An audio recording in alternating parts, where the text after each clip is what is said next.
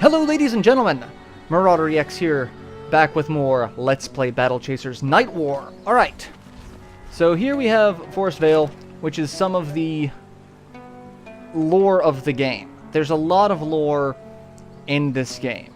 So, handwritten journal, scroll on the parchment. General Xavier returned to the main front last night because he came in darkness. Few got a good look at him, other than to say he seemed well. Wars elsewhere have taken their toll on the outpost, which, with ranks thinning and our defensive practices becoming lax, I'm not sure Ravenheart even bothered to take his patrol last night, but then he always did seem the lazy sort. That should change with Xavier's stalking the halls once more. Carlost.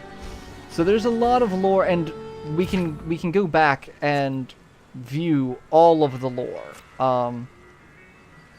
In terms of... So, like, it said there was 104. These are the other 3 for this particular lore section. And when you see, once you get all of the lore sections, completion reward, moderate prismatic flask, restores 60 health and 40 mana. So that's an incentive for you to actually learn about the world of this, is to find all of these lore pieces.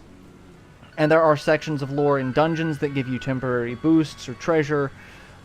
It's rather in-depth. And going back here, so all the other tabs that we have here that I scrolled through, we have a fishing minigame, because every good JRPG type game needs a fishing game.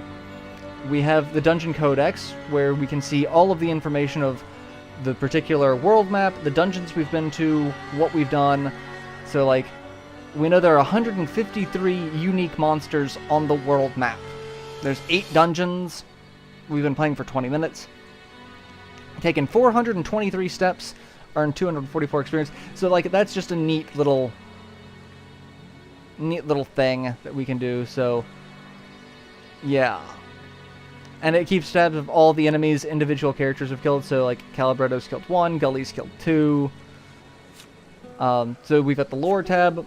We've got the journal, which we don't have anything in at the moment because we're still dealing with the base story. And then we have all of the items that we've acquired. So, like, faintly glowing powder, blade leaf, veil herbs, digger silk, simple slimy core, minor healing flask, minor mana flask, common parts, traveling garb, rough wool scraps. So, like, we can see all of these things, and most of these are going to be used for crafting, which crafting is a thing. But now we get Garrison in our party, and Garrison is one of my favorite characters ever. Like, if I ever cosplayed a character, I'd want to cosplay as Garrison. And so, hey, we get an example of, we finally get to learn what Overcharge is. Displayed in red next to the mana bar, it's generated by using regular actions. Overcharge is consumed in place of mana and used for bonus effects in certain battles. So, temporary bonus. So, as you can see, like, Garrison has less mana, but a larger overcharge gauge. So, like, he builds overcharge faster, he has a larger overcharge gauge, and a lot of his abilities, like Warblade, consumes up to 40 overcharge, dealing 44 damage, adding 0.2 to damage for each overcharge used. So, like, that's used when you have full overcharge. Because that's where it's going to do its most damage.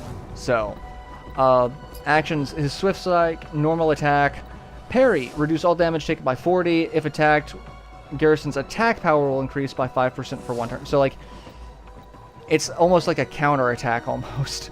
Well, no, it's a power charge for the next attack. So yeah, each character has a very unique skill set that they bring to the table. Much like Liam Neeson having a very particular set of skills, each character is very unique. There are some ability in overlap, how you want to play. Do you want to be more magic damage oriented? Do you want to be more physical damage oriented? Do you want to be more hybrid? And that's going to let you pick and choose your, not just the characters, but also the tech trees that they have access to later on. So, it's there's a decent level of strategic planning. So I'm really impressed by it. It did take that page out of, you know, the old school JRPG books of, you know, do you want a party of like 3 fighters and a healer? Do you want a fighter, a mage, a healer, etc., etc.? So we do kind of have some flexibility. So I want that. So it's time to go north. North, Harm's Way, South Wilderness. So we need to go to Harm's Way. That's where we're aiming to go. So, and one last Ruins bat in our way before we make it there. Not that he is going to survive terribly long, especially if I keep getting critical hits like that. We have won the battle easily. I also love the in-battle commentary. There's a couple of sections that are just hilarious. Alright, Harm's Way is the hub town for the game. I see a few lights, but no people. Where are they? Let's bang on a few doors. Alright, so starting off, find the town we did. We're going to speak to the villagers. We're going to start here. Heavy iron door, radiant furnace, and proliferation of metalworking tools strewn about tells you this must be the so, Smith. Hey, who the hell are you? That's a rough way to greet strangers. Being strangers, you don't know how rough we get around here. I suppose we're gonna learn quickly. Aye, skin's got to be thick to survive in a forsaken land like this one. And your hammer better be heavy. Speaking of forsaken lands, how did you lot end up here? We came in on an airship. As we approached, pirates ambushed us. Seems right enough. Though not quite pirates, as you say. Bandits. Simple as that. what's the difference between pirates and bandits?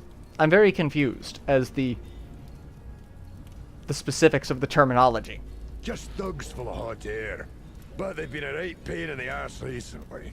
Bandits. Who do they work for? Well, being bandits.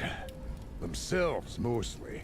That said, they're acting differently the last few moons. Less scatterbrained. More organized. As a few of us left a bit worried. We were separated from some friends during the battle. We think they may have them, or know where they are. We'd like to chat with them. Huh, chat. A few weaklings came by causing trouble last dawn. Chased them off down the south road. You can head that way, if you think you'll find your friends. If we don't, they'll regret it. Keep your head up. They must have a camp down there somewhere. Yep, I'm still here. Alright, so the smith will be our weapons manufacturer. But then we also have other places we can go. So the Inn and Tavern Hungry? is where we can rest for the evening. We can get some subquests and just general information. So, missed the sign on the way in? Town of Harm's Way. Don't worry, name's more bark than bite. What tavern is this? The Disemboweled Traveler. That's a name. A drink, friend. Safe travels.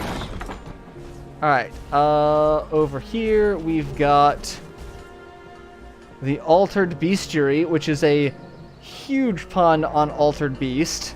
I love it. Fresh band of adventurers. Experienced ones, no less. Alright, so most of the town is not going to be available to do things in yet, but introducing all of these people is the key. So this is basically kind of an arena and also kind of a place to go to build up some skills. So she talks about all the wonderful beasts that are going to proliferate the island. Slimes and the bats around town? Yeah, you're in for worse than that. Yeah, we don't want to fight anything if we can avoid it. You get lost on this island. Basic advice to survive here. Take this bestiary journal. Track the creatures you fought. Doing so rewards you with insight into their strengths and weaknesses. A search will be brief. Like, we don't plan on sticking around. Hunt well. Alright, so now we have the bestiary. Book of Secrets. A well-made sign hangs from an oil gargoyle on the door. It reads, "Out to lunch." The enchanter will remember that. So we've got to deal with that. And then we've got the collector, who sells rare items. The Booty Blade. Incendiary Golem Plating. Ring of Prosperity. Various tomes and flasks and treasure chests. Bait and fishing equipment. Alternate skins for characters. As well as apparently music. And fairly dignified top hat. And then just, that's their total list. But he sells things for a different type of currency. We don't get to use gold for him. We have to use rare currency. Okay. So, we only get that by selling rare items. So, the curio shop. Knock again. Have Calibretto knock. The door nearly flies off its hinges. What's the meaning of this? That is almost fascinating enough to warrant my time. Being fascinating is a requirement? Stop knocking and go away. Expect you to buff out the damage in my beautiful antique entryway. Alright, he is the potion... He's Snape, the potions master. Alright, so we can now go into the bestiary and see all of the things that we've encountered so far, and you see the number slain and the combat knowledge. So once you kill so many of them, you start getting knowledge of them as to what abilities that they can use, what their health, attack, defensive properties are. You can see what abilities they use in combat, and then there's also perks related to them. So beast perks: Beast Hunter, defeat 50 beasts, increases experience earned by 5% for all heroes for defeating beast enemies.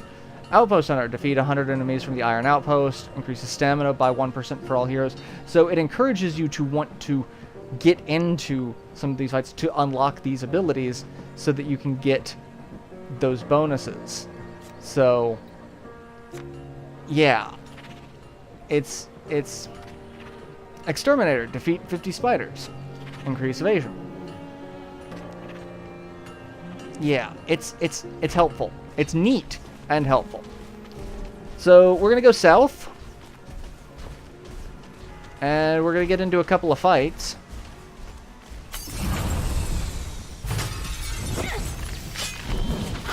Any of you know how to hit? And apparently I do. So the bat is dead,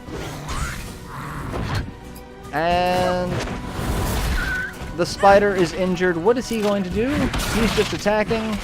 16 HP. As you've noticed, we don't heal HP outside of combat. So you have to use healing items or abilities or spend money to stay at the inn to recover HP and MP. Staying at the inn will also recover your dungeon abilities. So the healing ability that Calibretto has each of those has a set number of charges, and in order to restore those charges, you have to stay at the inn. So keep that in mind. Actually, yeah, we'll take the long way. It's got more fights, but time is not necessarily a factor at the moment. We're doing all right, and XP is XP. So we're gonna take out some bats. Now we can see what their HP is. We've killed enough of them to see what their HP is. So instead of the mystery marks, we now know they specifically have 38 HP. So, in doing so, we can start to plan out our attacks slightly better. So if you know someone can do more damage than the other and you want to get one closer to death or kill one that's got more HP than the others, it helps to know. Especially since we can see Garrison's doing like 22 points of damage a pop. Like... And we've leveled up, so we've learned abilities. Unlocked Nature's Boon and Quake Fist. So our first 2 new abilities. We'll deal with it. I can just show those in battle because we've got those here. So a spider. So ability, Quake Fist deals 29 damage to target. So it's just an attack. We've got Scatter Shot as well, deals 15 damage to target and 7 to a nearby enemy at random. Protection places damage shield on an ally that absorbs 29 damage. So those are all of Gully's abilities. I haven't gone through everyone's abilities to show off what they've got. We got Gut Punch and Defensive Matrix. So it does the Sunder effect. Obliterate deals 23 damage over 4 hits. If sundered or bleeding, the enemy takes an additional 7 damage. That doesn't seem like a lot, but all of these numbers do scale up as we level up and get more stats. So, Healing Wave, heal an ally for 57 health. Nature's Boon, for the next 3 turns, anytime an ally receives damage, they are healed for 3 health. That doesn't seem like a lot, but it's actually quite useful. Especially on some enemies that can attack multiple times per round, which we've yet to encounter. That can definitely prevent a lot of damage pouring in quickly. So, and we saw we got an overkill bonus. If you do so much damage over what their current HP value is, you get overkill, which gives you some more XP. Alright, we're going to go into the Strange Campsite. And I'm going to complete the Strange Campsite, and that's probably where I'm going to end this episode. Because it's going to take a second to load, and then it's a very tiny mini dungeon. So we've got that. So I actually probably should have taken the shorter path. Exploration area. Alright, we're gonna... Barricades in the middle of a forest. Someone's here. We should proceed with caution.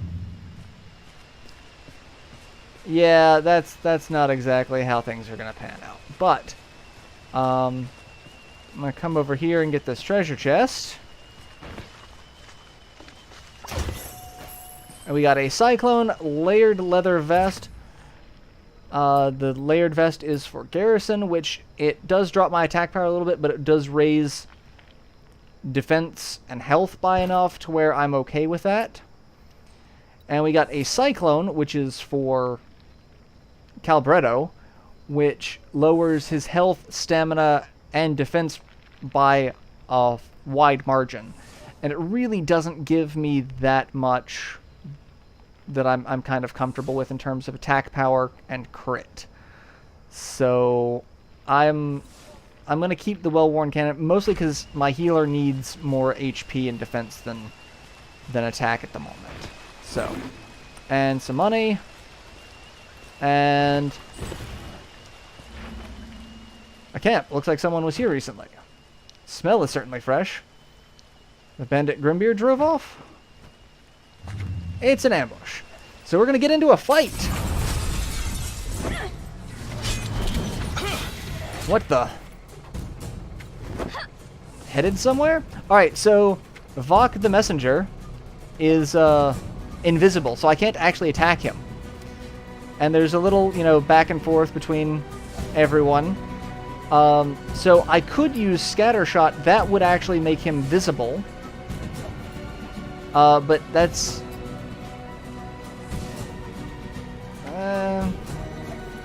it's not going to go before he would actually get a turn, so he's already going to become invisible, because the second he attacks, his invisible status wears off. And as I didn't get to see, they were doing the skit from Star Wars, from the canteen. It's like, he doesn't like you. I don't like you either. It's like, I'm sorry, I'll be careful. You'll be dead! Like, that is one of the little things in this game that they are doing that is just hilarious. Alright, I am going to throw off Nature's Boon, because that will help. Because I'm going to get poisoned, and I'm going to take some serious damage from that guy.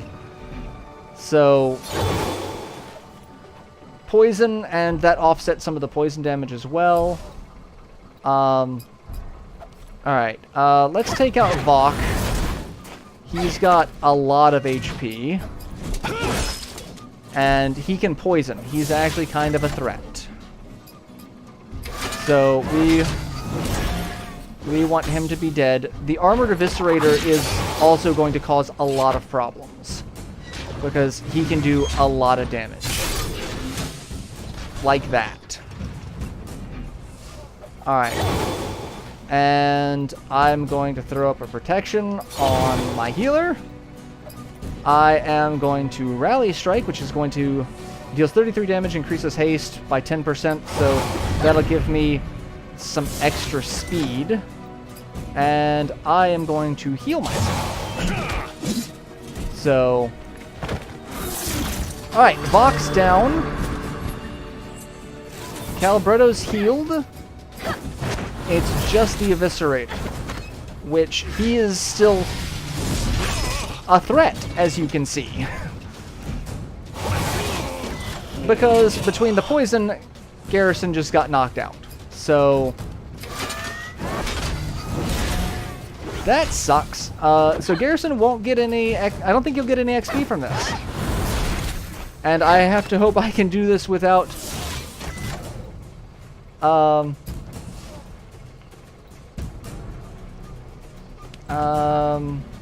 I can't tell who he's attacking. So... I'm going to defend, just on the off chance. Nope, it was Gully, but she's already got pretty decent defense. So, let's just take him out. But yeah, like, that status effects play a huge role in this game. They are not like other games where they, like, status effect magic sucks. It is something to be very, very aware of. That status effects can stack, they can do some pretty gnarly stuff. So, alright. Oh no, he does get the XP. So, leveled up, unlocked Rage Wave. So, we did get the ability from that. And we got a letter opener, a bloodied letter, and some tank treads. So, yay, progress. This letter he was carrying has a seal, must be important. What does it say? Hard to tell. Half smeared in blood, it does say outsiders, which must be us. Also references an outpost. The Smith in town may know what that means. Why do I feel like this is going to get complicated? Alright. And when you do level up, you do get all of your HP and MP back. So, that was actually really good timing for Garrison to die. So, because I don't have to worry about healing him. But this is where I'm going to go ahead and end this episode once I get back out onto the world map, because that's a good place to end and save. So, yeah, we're trucking along in this fantastic JRPG. I love this. I love this game so much. Like, everything about it is just it tickles me in the right way, and I know I'm waiting for someone to do a taken out of context video about the things I say. So yeah, I don't... Like, save and quit the menu is what I can do. Just to make sure I save. But yeah, I will see you all in the next installment. So till then, later everyone.